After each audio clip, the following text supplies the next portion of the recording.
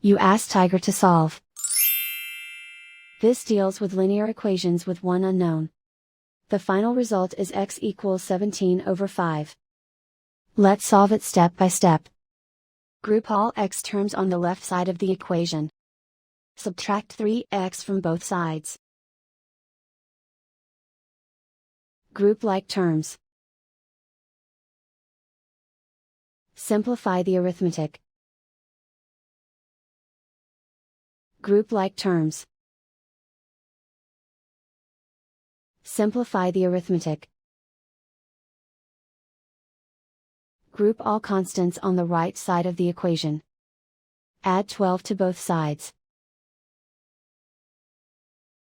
Simplify the arithmetic.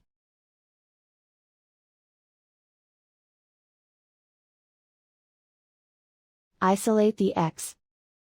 Divide both sides by 5. Simplify the fraction. And so the final result is x equals 17/5.